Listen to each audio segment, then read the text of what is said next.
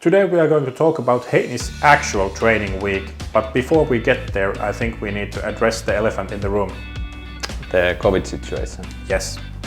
Well, at the moment we can't be sure if the Roth race will be arranged or not, but the best way to approach this is just to continue training as planned.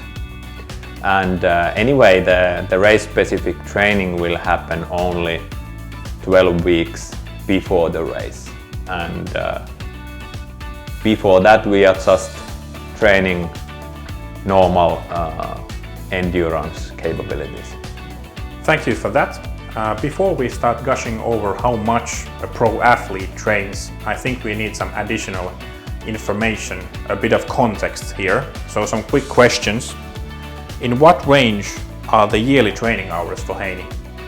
So Heini is training around 1,000 hours per year, but that is not something what we are closely following or what we are interested in.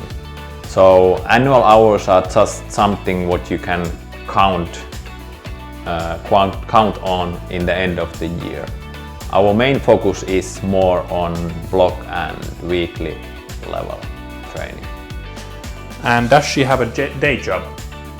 Yes, so Heini is working 3 days per week, which actually gives us 2 additional days for high quality training and also recover properly from the previous workouts. With those answers in mind, let's see how her training week looks. Heini usually trains twice per day, excluding weekends when she does 1 longer workout per day. She swims 5 times a week in the morning, and we are basically using 3 themes in the swim. Technique and speed, which is the main point at this time, and also some threshold and endurance workouts. The key workouts of the week are on Tuesday and Thursday afternoons, and they are bike workouts with a bit higher intensities. Because of these key workouts with higher training load, Monday, Wednesday and Friday will be mainly easy days, including some strength training and a bit longer easy workout on Wednesday. During the weekends, we normally do back-to-back longer low-intensity workouts, where we keep the heart rate below the lower threshold. Thank you. I think at this point people are wondering how many hours this is per week. The weekly hours in this example are a bit less than 20 hours. As with annual training hours, the weekly training hours are not our main target. And the most important thing is that Heini is able to complete the targets for the key workouts.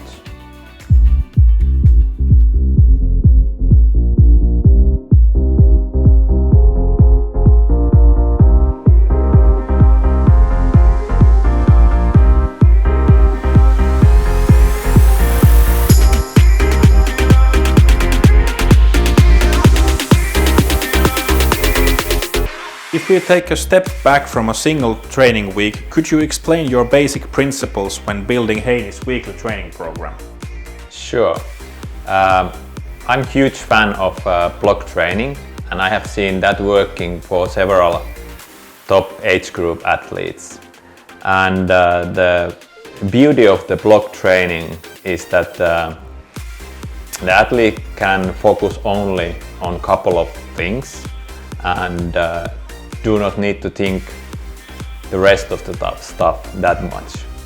And that enables more focus on day-to-day training and enables body to adapt to those trainings. The most important thing is to build progression within and between the blocks and make sure there is enough recovery between the blocks and during the hard training week also. What type of block are you currently following with Heini? Currently, starting from the beginning of January, we have added some high effort workouts into Heini's training program. We follow quite normal basic 2 to 3 week training block model, which means that we might cut the block after 2 weeks if we see that Heini is not able to get to the set workout targets and not able to make the needed progression. What is the main target for this block and why? So, as we saw from the test results, the basic endurance was improved quite a lot from previous block, and we believe that this also enhanced quite nicely Heini's body to recover from higher effort workouts. So in this block we included, or we will increasingly include more higher intensity workouts. First we will do this with bike twice a week, and then when we see that there is not that much improvement visible anymore, we will include also running. Could you explain what kind of threshold workouts you will do on the bike? As a bit new thing, we will include Swift racing as a threshold plus VO2 max type of training. The races which we will select will last from 30 minutes to 60 minutes, and we will select different type of courses, which includes some races bit longer hills and some races kind of rolling type of courses. During the races, average power will be around higher threshold level, but will fluctuate quite a lot during the race over and under threshold. This is not what we normally see in triathlon races, but this is the exactly point to get a bit out of comfort zone. And the second bike workout is more controlled, bit under threshold level workout. How many hard workouts do you include in the weekly program? We are following very basic model which has been proven to work in several research studies and include only 2 to 3 hard workouts in the weekly program. Sometimes there can be 4 hard ones, but that would be only for 1 week and with bit lower volume. Anyway, weekly stress will be balanced between intensity and volume.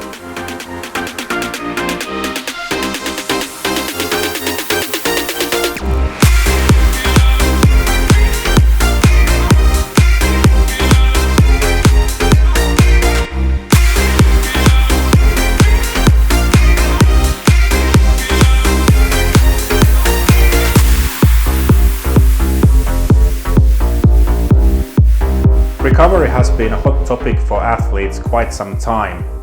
How do you follow stress levels and the need for recovery? For Heini, we follow rest heart rate, the performance on those weekly key workouts, and most importantly, Heini's day-to-day feelings. And as currently we are swimming together, so I will see Heini 4 or 5 times a week. It enables me to kind of accurately adjust the weekly program if needed.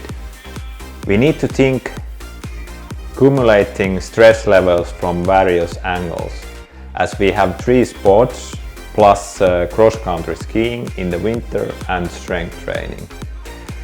All the training is putting stress to bit different systems, and we need to keep on close attention that we are also including enough recovery and easy days to enable important adaptation. It's not enough to survive through those weekly key workouts, but we need to see improvement in the long term. Previously you said that you take a recovery week after 2 or 3 weeks of hard training. Could you describe that recovery week? So even we have those 2-3 easy days during the training week, we will try to include additional 4 to 7 day recovery week periodically. That is just to make sure that we don't dig too deep and get too tired. During the recovery week, the volumes are quite normally halved. There will be no hard workouts, no long workouts, and quite often we add one complete rest day. There is still workouts done with easy effort to keep body functioning, and quite normally shorter strength workout or some sprint efforts to keep nervous system active for coming training week. It's winter now here in Finland and we have actually quite a lot of snow and the temperatures are freezing. Do you see that as a challenge for Heini's training? Well, 5 years ago I was living in triathlon birthplace in San Diego, and I was able to see what is it when you are able to train year around. And I found that actually quite challenging because there was no forcing element to do annual variation to the training. So I see winter as a good way to add this variation to annual training program. So now when we have this excellent cross-country skiing season now here in southern Finland, and Heini has quite nice good background on the sport, we are using that quite a lot. So we are almost all the weekend long workouts we will do on skis, and we will use both styles, classic and skate. Now that we have been rambling about testing and training programs, as engineers and sports scientists tend to do, should we talk about something more interesting in the next episode? Sure, what if we talk about my bike and setup? That sounds very interesting.